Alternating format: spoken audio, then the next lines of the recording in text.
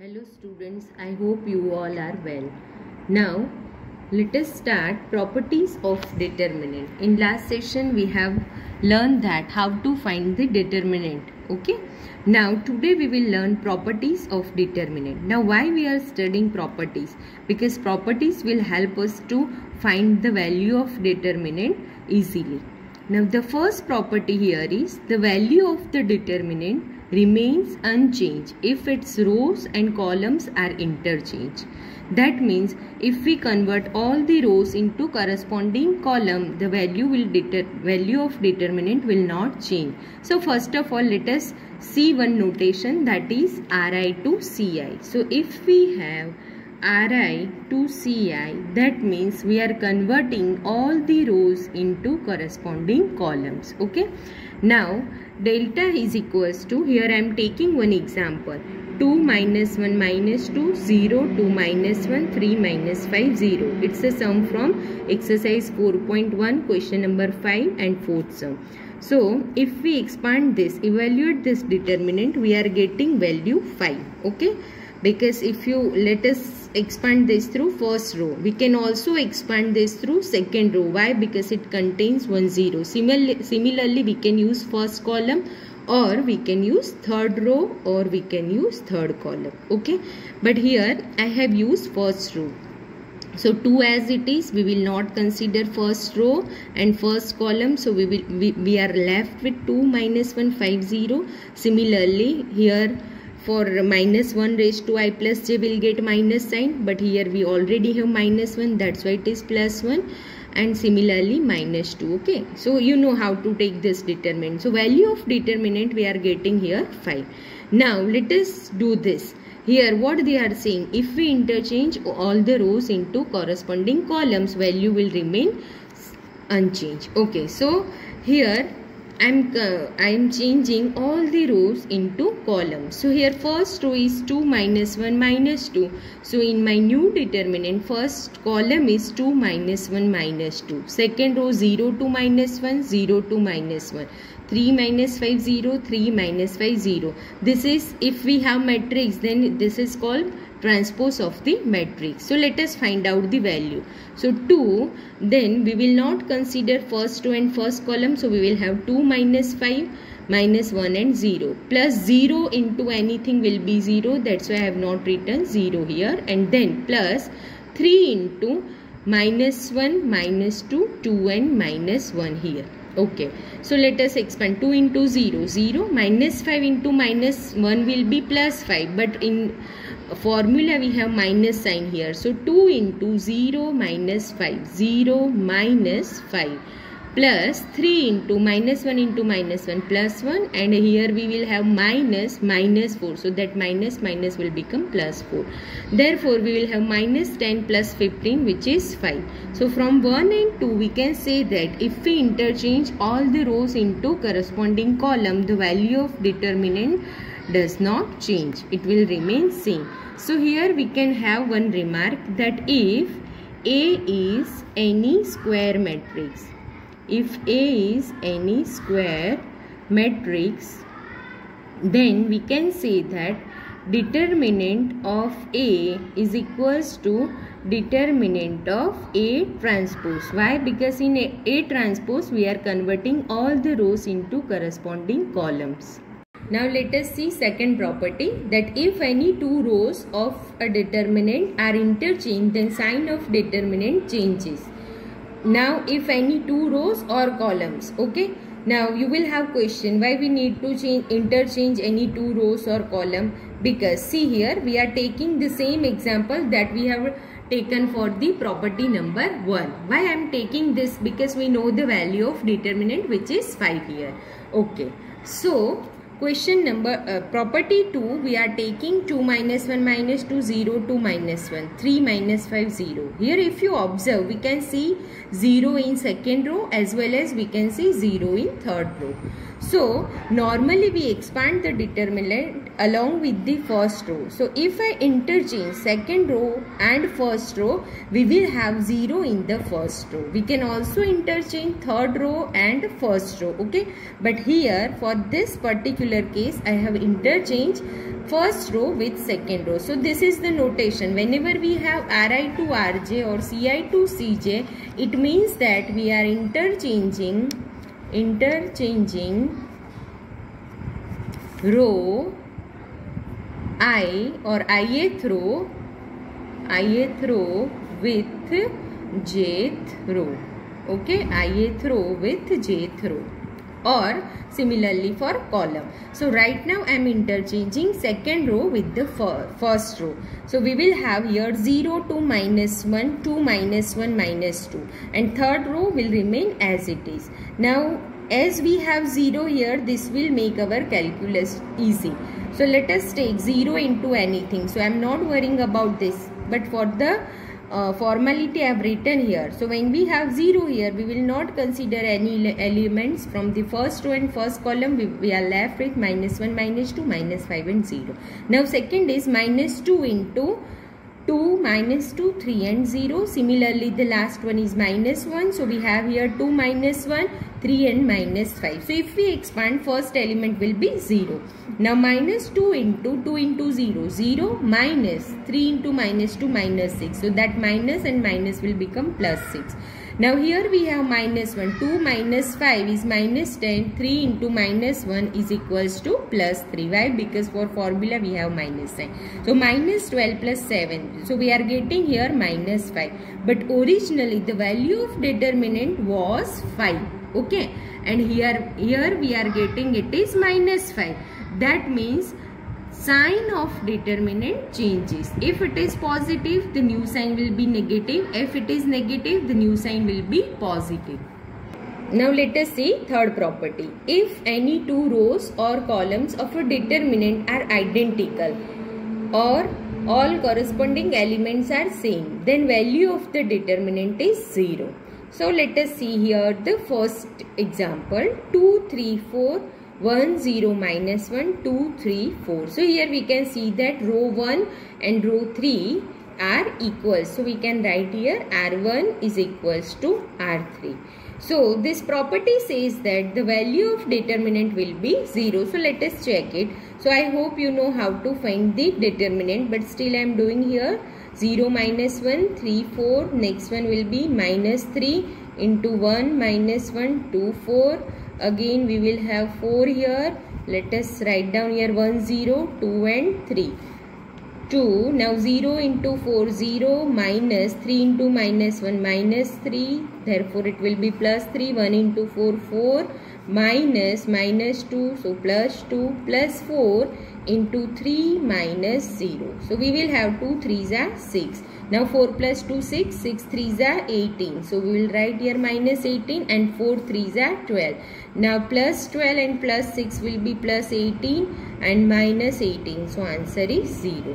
So we can use this property to solve MCQs. Now I am taking one more example. Here first row is 1 0 -1, second is 2 1 3 and third is 3 0 -3. So we can relate this to, if I multiply row 1 by -3, we will get what? R3.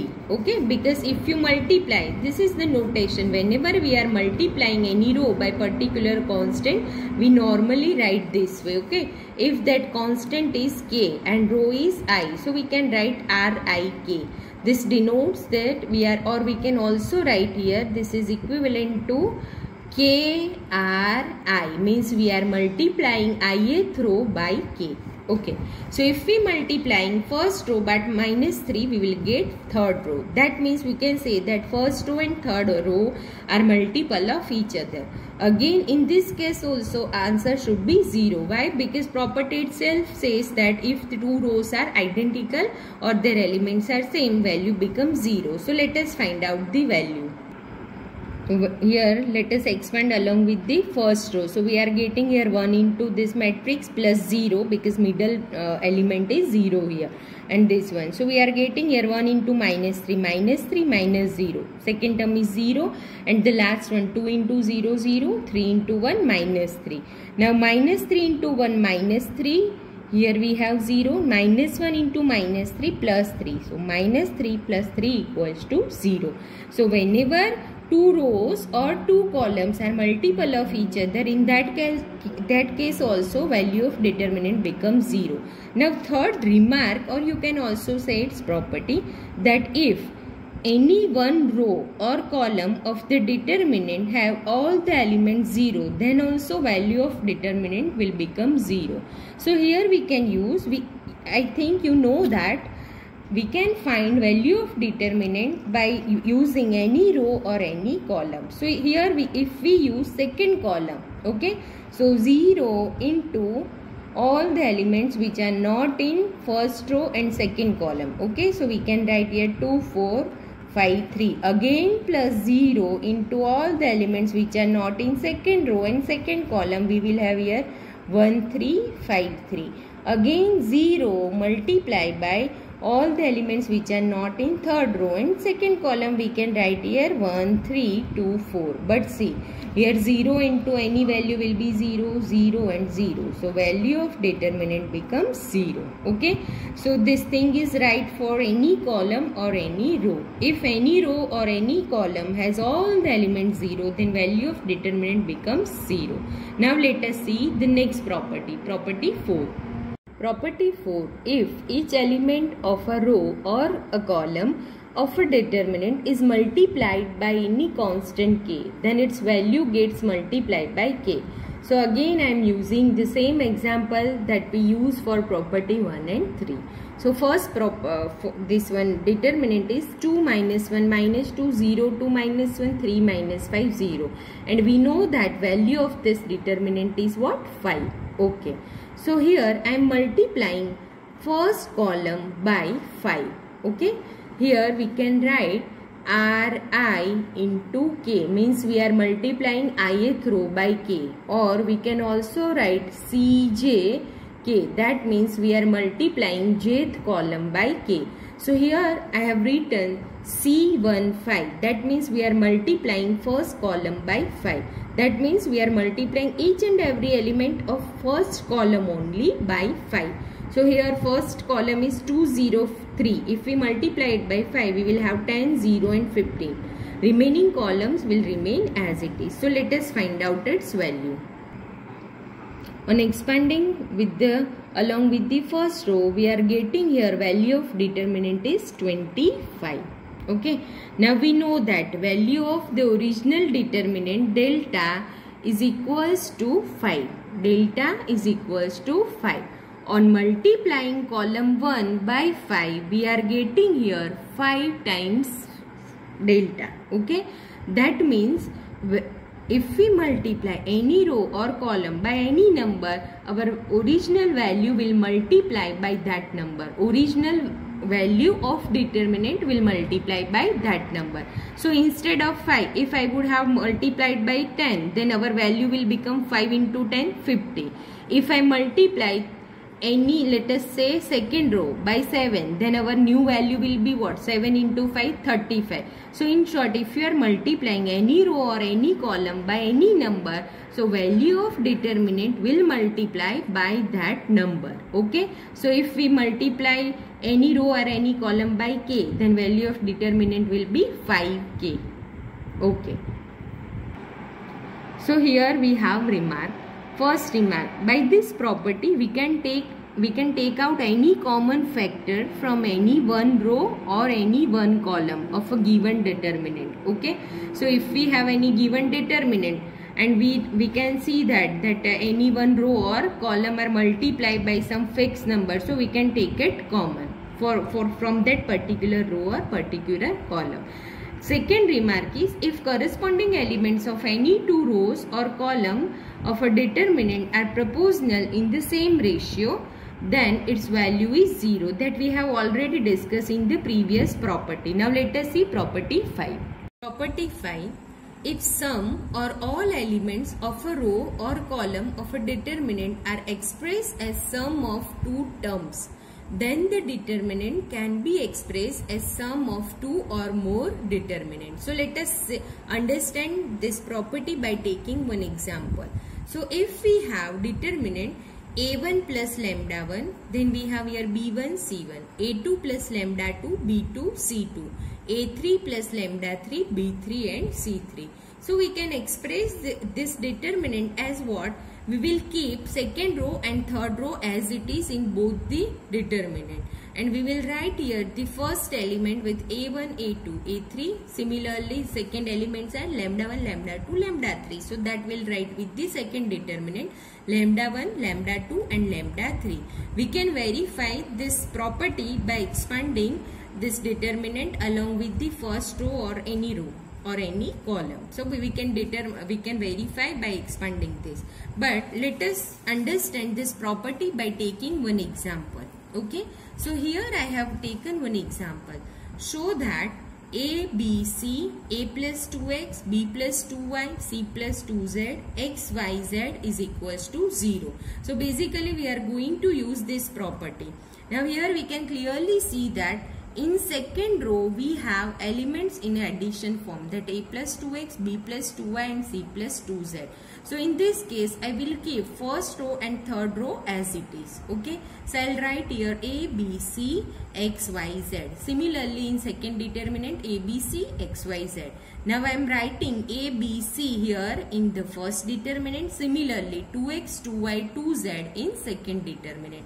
Now if you see here, first row and second row are equal. So by property 3, value of this determinant will be 0. Plus here we can see that second row and third row are multiple of each other. If we take 2 common, then second row and third row will be equal. So again value of this determinant will be 0. So 0 plus 0 equals to 0. So now you can understand, with the help of property easily we can solve this type of sum. Okay. Now let us see property number 6. Now 6th property, if to each element of any row or column of a determinant, then equimultiples of corresponding elements of other row are added, then value of determinant remains the same.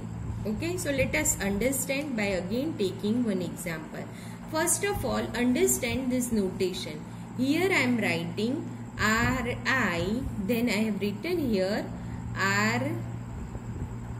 Rj, or we can also say here Ri plus k times Rj. That means we are going to multiply jth row by k, and then we are going to add that particular elements or corresponding elements in first row. Okay, so let us understand from this. If I am taking delta equals to A1, A2, A3, B1, B2, B3, C1, C2, C3. Now what I am doing, I have written here R1. Okay, and on row 1 I am going to do one operation, that is R1 plus KR3. This denote that we are multiplying third row elements by k. Okay, that means we will multiply C1 by k, C2 by k and C3 by k. Then next would be what? R1 plus. So we are going to add KC1, KC2, KC3 with A1, A2 and A3 respectively. Okay, so delta 1, our new determinant will be what?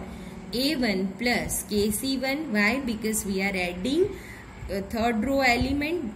We are multiplying third row element by k, and then we are adding that multiplied element with the first row. So A1 plus KC1. Here we have A2 plus KC2 and A3 plus KC3. Okay. Now we are using property 5. So let us write down, let us keep second and third row as it is in this two determinant. First row will have A1, A2, A3, A1, A2, A3. And here we will have KC1, KC2 and KC3. So A1, A2, A3, B1, B2, B3, C1, C2, C3 is our delta, the given determinant. Okay.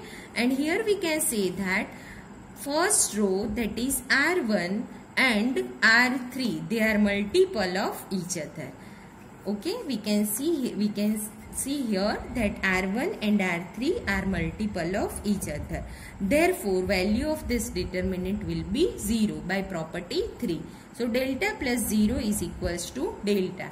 So basically this property say that if you multiply any column or any row by particular number, and if you are adding that multiplied row or column in some other column or row, you will get the same determinant. Value of determinant will not change. Okay, so today basically we have discussed 6 property. Okay, so and we are going to use all these 6 property to solve sums in the next exercise. Thank you.